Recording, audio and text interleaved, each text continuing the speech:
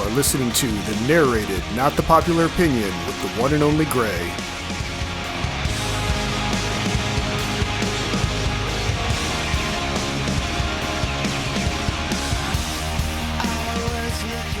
Greetings, opinion nerds. It is I, the one they call Gray, and we're going to discuss what I think is the message behind the mayhem of Alex Proyas' 1994 film, The Crow, on this episode of Don't Look Back, coming up right now. In the end, we're only victims of ourselves, opinion nerds. Movies are a complex web of narrative and presentation elements that can sometimes be difficult to pierce even for the most hardened movie watchers. A film that seems infinitely complex can sometimes be boiled down to the most simple elements, while a film that seems very straightforward can say something completely unexpected. The only way to know for sure is to apply the best method we can to break the story and figure out what it's trying to say, if anything. With Halloween just passed and a new film on the horizon starring our favorite killer clown, Bill Skarsgård, it seemed like a good opportunity to look back at one of my favorite films to see if there's anything behind the white harlequin grease paint and electrical tape bandages. So find your black leather jacket, fire up a clove cigarette, and lace up your combat boots. We're pulling the shade so we can talk about 1994's The Crow. The Crow began its life as a comic book in 1989, published by Caliber Press. After an initial appearance as back-page art in a short prequel, the character's main story was published in a now classic 4-issue run written and drawn by artist James O'Barr. Over the years, multiple compilations have been published, each expanding on the story with new pages and new art. The character and its story were created as a way for O'Barr to deal with the sudden and tragic death of his fiancée some years earlier at the hands of a drunk driver. As a catharsis, the project was a failure, according to the author, as each new page drew him deeper and deeper into his own misery. Violent and idiosyncratic, full of dark poetry and tortured lyrics, The Crow struck a nerve with certain underground subcultures and has gone on to become an icon of the goth metal and dark metal communities as a darkly romantic tale of violent revenge and never-ending love. In 1994, Dimension Films released the film adaptation of The Crow to a world not yet beset by the candy-coated violence of modern comic book films. Directed by Alex Proyas, the film starred the late Brandon Lee as tragic anti-hero Eric Draven. Like the comics, the plot follows Draven as he returns from the dead 1 year after the brutal murder of both himself and his fiancée Shelley Webster at the hands of a Detroit gang called the T-Birds under the orders of city kingpin Top Dollar. The supernatural tale is based on the idea that the Crow of the title is the avatar of this journey, his guide in the being responsible for delivering him back to the land of the living to extract justice from the bloody corpses of those who brutalized and stole his love away from him. The movie has the unfortunate significance of being the final role for its leading man, son of late martial arts legend Bruce Lee. The younger Lee encountered a tragic onset accident with a prop gun that resulted in his death, cutting short what was a promising career for the handsome young actor. Having been too young to read the comics upon their initial release with Caliber, the movie was my introduction to the character in this story. Being a young man with intense emotions, I had found myself in the year of 1994 still reeling from the end of an intense relationship with an older lady that I was in no way either emotionally or psychologically prepared for. Being in so much pain when I saw this film, there were two things that I took away that provided me with comfort. That there was such a thing as true love that transcended time and space, and that those who do you wrong will ultimately pay for their transgressions. That and a soundtrack that absolutely destroys. Ultimately, the lesson I took from the film at that time was that the path to solace was through pain. For years, I stoked the fires of my own misery, operating under the notion that if I hurt myself enough, eventually I would find peace. Looking back at the film with older eyes and a new sense of understanding, I see now that I could not have been more wrong about what the film was saying. Where once I thought the film was about the cleansing power of anger, pain, and revenge, I now see that the film is about something far more powerful. What I see now is that The Crow is a movie about letting go. Eric Draven is a character that exists only for his pain. He is literally reborn screaming in anguish and terror in the cold dark of a rainy Detroit night. The character is resurrected because the pain that he feels is so great that his soul can't rest and it cries out for some semblance of peace. Eric spends the film lashing out violently at his targets, but even though he is effectively immortal in this form, he strikes out against anyone who he sees as being in between him and his goal, whether he needs to or not. He operates under the banner of bringing justice to his lost love, but all he's really doing is causing more pain and death. His initial method is to seek out targets individually to enact his revenge, but as he works his way up the food chain, the level of destruction around him increases as others begin to die in the wake of his rampage. The selfishness of this crusade is emphasized in the books and in the material removed from the film where Eric is told to stay on mission and not help the living. To do so would mean the loss of his power and the possibility of becoming stuck on Earth in his ghoulish form, no longer living, but unable to die. During an encounter in the home of police officer Albrecht, Eric uses a psychic link to take on even more pain, that of his fiancée dying in her hospital bed while the officer looked on. He adds this pain to his own, fueling his continuing rage. Eventually, his downward spiral draws in those who would be his allies and friends. Albrecht, who stayed by Shelley's side until she passed, and the young Sarah, who was effectively their daughter in the absence of her junkie mother. It started early with Albrecht being demoted and later suspended due to his involvement with Eric's case.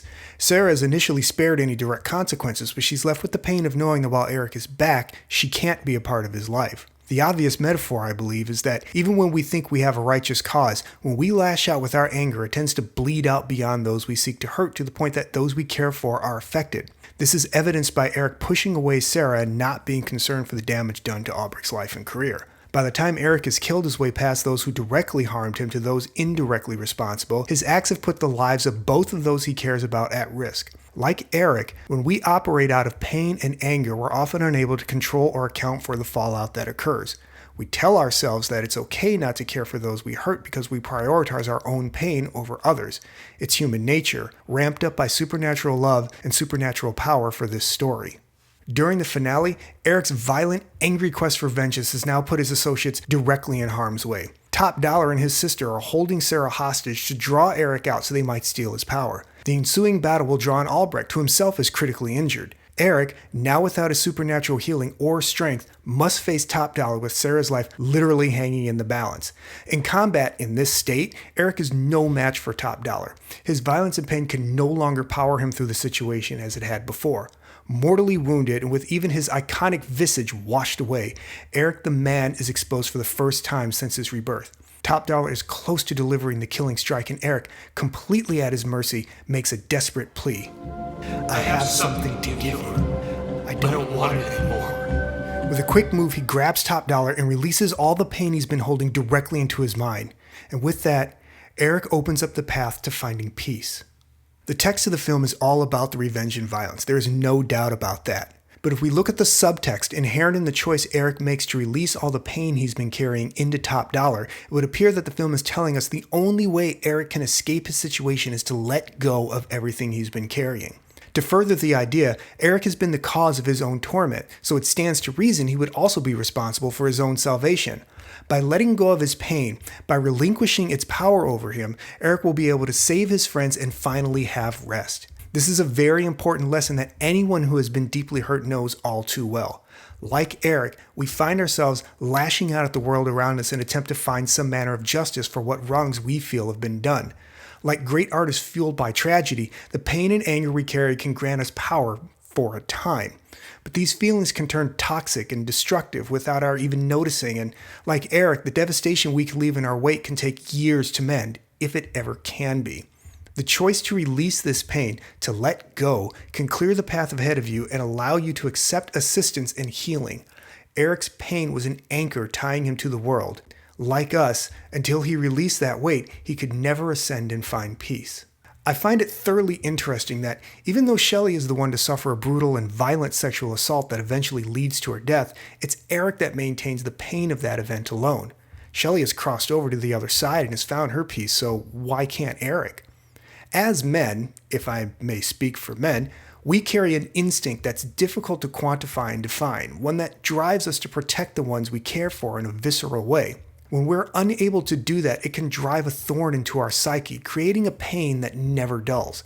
Looking backwards with more modern sensibilities, it can be suggested that this is a kind of toxic masculinity, that this testosterone-fueled need to protect and revenge is something that is either inherent to men or something we pick up through exposure to certain media. Though the text of the film tells us it's the supernatural force of the crow that returns Eric to life, it can be questioned what force it was that created the crow to begin with. In essence, because of this great pain, Eric is able to return to this world because he was never able to leave. On his return, Eric's world will be reduced almost exclusively to the places he used to inhabit.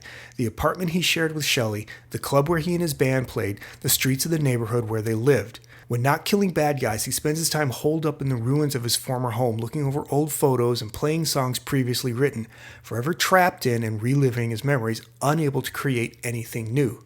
Eric is returned to this world by his pain, but he's also imprisoned by it, unable to exist outside the bubble created when his emotional injury was incurred. We do this when we've been emotionally wounded to such a degree it shorts out our ability to process the pain.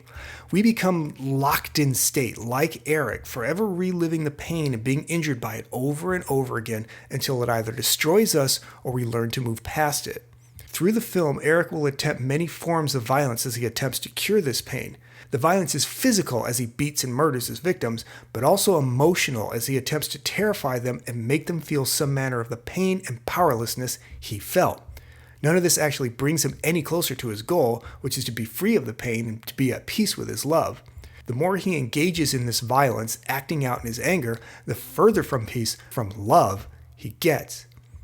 After killing the last of T-Bird's little party pals, his mission should have ended, but it doesn't. The text tells you it's because he chooses to engage Top Dollar when he takes Sarah, but it doesn't take a great shift in thinking to see that even though he has killed the people who killed him, he hasn't done anything to bring himself peace because there's always someone or something else to blame.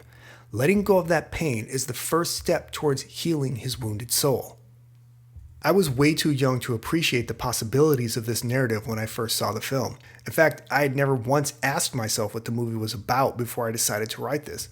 I always felt the film was a pretty straightforward tale of bad people getting what they deserve, but there's a depth of understanding at play that I couldn't possibly imagine at 18 when I was still so wounded from the future I thought had been stolen from me, and I just wanted to see the whole world reduced to a smoldering heap of people-shaped piles of ash. While I know the original author was involved with the film, I don't actually know how much influence he had over the story that was developed. Many elements of the books were changed for the film, with new ones being created solely to make this story function as a film. The comic this film is based on has none of this narrative. It's all pain and violence and death that feels like it will never end. There is a deep love in the book, but it's twisted and tainted by the corrosive darkness of it all. Even though Eric kills everyone that has been even tangentially involved in the murder of his fiancée, the end of the book doesn't feel like a release. It doesn't feel as if that pain is truly gone anywhere. It hangs frozen in the air like a snowfall pressed between glass. The last few pages have an eerie emptiness to them that feels as oppressive as all the thick black ink that preceded them. The film delivers a sense of finality to the gory adventure, not because the final bad guy has been slain, but because we know that Eric will return to his love. It's quite interesting to me that the film's conceit quietly subverts its initial premise as a revenge tale. Eric returns to exact revenge on those who harmed his love, but that effort ultimately fails to bring him that which he desires. All that violence and death will never reverse the great injustice done or return life to a Shelley. It's an intense and energetic display of emotion, but it ultimately fails to accomplish anything. It's poetic in a sense that this parallels the reality of Obar's experience. Of course, how you see the resolution of the film will always be a personal choice. If one wishes to see the story concluded in one last act of violence, then the film supports that. And I think from now on, I'll choose to follow the narrative I've discovered. To me, there's a deeper sense of satisfaction in knowing that Eric will be free of this world of death and sorrow, not because of the death and sorrow he's added to it, but because he's learned that you cannot enter the light if you insist on carrying so much darkness. The only thing you can do is put it down and move forward. You can't embrace the future if you're using both hands to hold on to the past. At some point, you just have to let go. This has been the Narrated, Not the Popular Opinion. As always, I have been Gray, and if you like what you heard, you can leave a tip at our Ko-Fi page at ko-fi.com/notthepopularopinion. You can follow us on Twitter at @only_Gray, and don't forget our main page at notthepopularopinion.wordpress.com, where you'll find more great articles just like this. Thanks again for listening, and remember, if you're as good to others as you are to yourself, we might just make it through this mess. See ya.